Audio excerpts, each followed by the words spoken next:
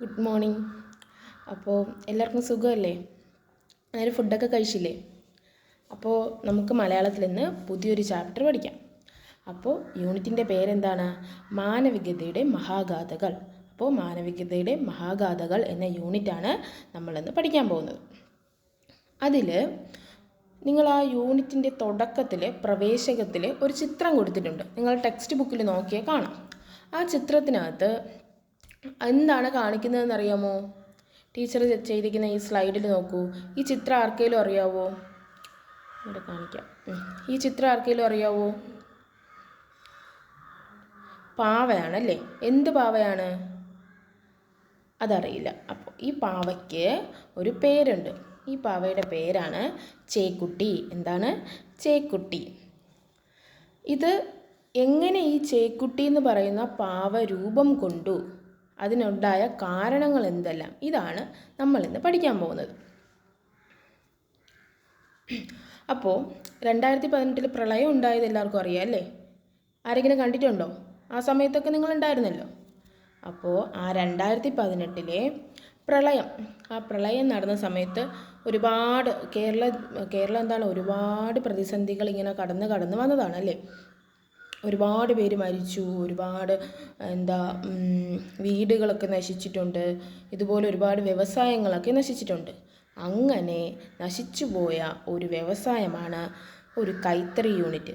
അതെവിടെയെന്ന് വെച്ചാൽ ചേന്ദമംഗലം എന്ന സ്ഥലത്തെ കൈത്തറി യൂണിറ്റ്. അതിനെന്ത് പറ്റി? പ്രളയം വന്നപ്പോൾ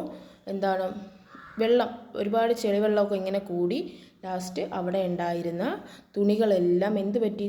ചെളിവെള്ളം കയറുമ്പോൾ എങ്ങനെയായിരിക്കും? ചെളിയൊക്കെ പറ്റിയല്ലേ. പിന്നെ അത് ഉപയോഗിക്കാൻ പറ്റുമോ? ഇല്ല.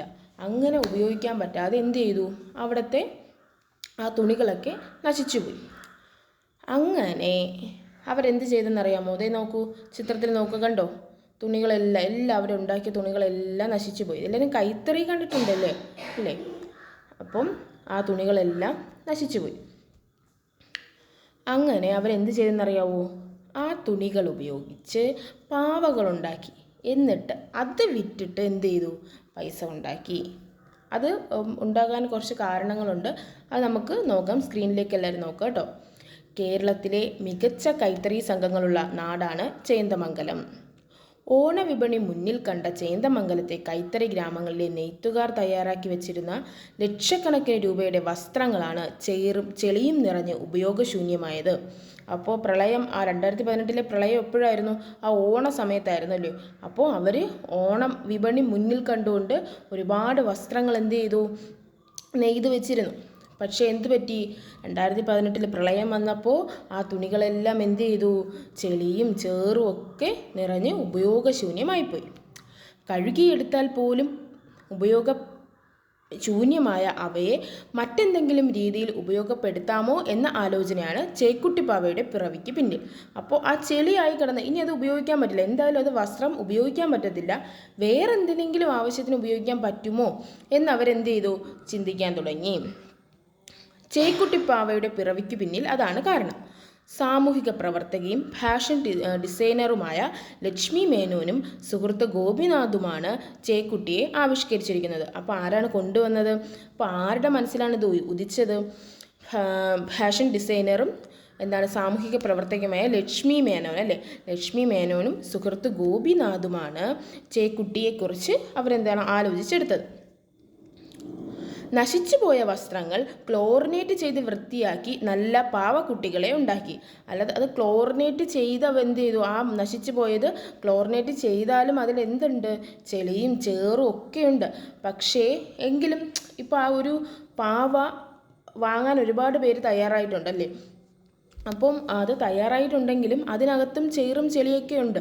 എന്നിട്ടും അത് വാങ്ങാൻ തയ്യാറായതിൻ്റെ കാരണം എന്താണ്? ഒന്ന്, ആ കൈത്തറി യൂണിറ്റ് അതിനെ മെച്ചപ്പെടുത്തി കൊണ്ടുവരിക, അല്ലെങ്കിൽ അവർ ആകെ തളർന്നു പോയില്ല. അപ്പോൾ അവരെ അവരുടെ സാമ്പത്തിക പ്രതിസന്ധിയിൽ നിന്ന് രക്ഷിക്കുക. ഒന്നത്. രണ്ടെന്താണ്? ഇപ്പം നമുക്ക് നല്ലതും ചീത്തയായിട്ടുള്ള എല്ലാ കാര്യങ്ങളും നമ്മൾ സൂക്ഷിച്ച് വെക്കാറില്ലേ? അതുപോലെ പ്രളയം എന്ന് പറയുന്നത് നമ്മുടെ കേരളത്തെ ബാധിച്ച ഏറ്റവും ദുരന്തമാണല്ലേ. അപ്പോൾ ആ ഒരു ദുരന്തത്തിൻ്റെ ഓർമ്മ, അല്ലെങ്കിൽ ആ പ്രളയത്തിൻ്റെ പ്രതീകമായി കാണാനായിട്ട് എന്ത് ചെയ്തു? ചേക്കുട്ടി പാവയെ ആളുകൾ വാങ്ങാൻ തുടങ്ങി. അപ്പോൾ നോക്കിക്കോ ബാക്കി. ഈ പാവക്കുട്ടികൾ ഇപ്പോൾ എന്താണ് അതായത് ആ സമയത്താണ് 2018 എന്ത് ചെയ്തു, അത് വിപണനത്തിന് എത്തിച്ചു. ഇവ വിറ്റ് കിട്ടുന്ന പണം ഉപയോഗിച്ച് കൈത്തറി യൂണിറ്റിന് വീണ്ടെടുത്തു അവർ. അതായത് ആ പാവക്കുട്ടി ഉണ്ടാക്കുന്നതിന് മുന്നേ ഉണ്ടായിരുന്ന ആ കൈത്തറി യൂണിറ്റില്ലേ, ആ കൈത്തറി യൂണിറ്റ് അവർ നെയ്ത് വെച്ച വസ്ത്രങ്ങൾ അല്ലാത്ത രീതിയിൽ വിറ്റാൽ പോലും ഇത്ര പൈസ കിട്ടില്ല. അതിലേക്കാളും ലക്ഷക്കണക്കിന് രൂപയാണ് ഈ ചേക്കുട്ടി പാവയിൽ നിന്ന് അവർക്ക് ലഭിച്ചത്. ഇത് കേരള ജനത മാത്രമല്ല ഏറ്റെടുത്തത്, വിദേശികൾ പോലും ഇത് ഏറ്റെടുത്തിട്ടുണ്ട്. ഓക്കെ, നമുക്ക് അടുത്ത സ്ലൈഡിൽ പോവാം. പ്രളയക്കെടുതിയെ അതിജീവിച്ച കേരളത്തിൻ്റെ പ്രതീകമാണ് ചേക്കുട്ടി പാവകൾ. അതിജീവനത്തിൻ്റെ സന്ദേശവാഹകരാണ് ഈ പാവകൾ. ചേറിനെ അതിജീവിച്ച കുട്ടി എന്നതാണ് ചേക്കുട്ടി എന്ന പേരിനാൽ ഉദ്ദേശിക്കുന്നത്. അപ്പോൾ ചേക്കുട്ടി എന്ന എന്താണ് പേരിൻ്റെ അർത്ഥം എന്താണ്? ചേറിനെ അതിജീവിച്ച കുട്ടി. ചേന്ദമംഗലം കൈത്തറിയുടെ അതിജീവനത്തിനായുള്ള വേറിട്ട ആശയമാണ് ചേക്കുട്ടിയുടെ പിറവിക്ക് പിന്നിൽ. പിന്നെ നമ്മൾ നേരത്തെ പറഞ്ഞത് കൊച്ചിയിൽ നിന്നുള്ള ആരൊക്കെയാണ്? ലക്ഷ്മി, സുഹൃത്തായ ഗോപിനാഥ്, അവരുടെ സൃഷ്ടിയാണ് എന്ത്? ചേക്കുട്ടി പാവ. അപ്പോൾ ചേക്കുട്ടി പാവ എന്താണെന്നുള്ളത് മനസ്സിലായില്ലേ? ഏതാണ് ആ സ്ഥലത്തിൻ്റെ പേര്? ചേന്ദമംഗലം. ചേന്ദമംഗലത്തെ കൈത്തറി യൂണിറ്റ്. അവിടെ എന്ത് പറ്റി? 2018 പ്രളയത്തിൽ അവിടുത്തെ വസ്ത്രങ്ങളെല്ലാം ചെളിയും ചേറും പുരണ്ട് ഉപയോഗശൂന്യമായി മാറി. അപ്പോൾ അവരെന്ത് ചെയ്തു? അതിൽ നിന്ന് ചേക്കുട്ടിപ്പാവ, അതായത് അതിൻ്റെയൊക്കെ ആ വസ്ത്രങ്ങളുടെയൊക്കെ ചെറിയ ചെറിയ പീസാക്കി എടുത്തിട്ട് അതിനെ പാവയാക്കി മാറ്റി. എന്നിട്ട് അത് വിറ്റ് അവരെന്ത് ചെയ്തു? പൈസ ഉണ്ടാക്കി. മനസ്സിലായില്ലേ എന്താണ് ചേക്കുട്ടിപ്പാവ എന്നിപ്പോൾ മനസ്സിലായില്ലേ? അപ്പോൾ ടീച്ചർ ഒരു ഹോംവർക്ക് തരാം. അപ്പോൾ നാളെ എല്ലാവരും വരുമ്പോൾ അത് എഴുതിയിട്ട് വരണം. വേറെ ഒന്നുമില്ല, ചേക്കുട്ടിപ്പാവ ഉണ്ടാകാനിടയായ കാരണം വിശദീകരിക്കുക. ഓക്കെ, മനസ്സിലായില്ലേ എല്ലാവർക്കും? ശരി.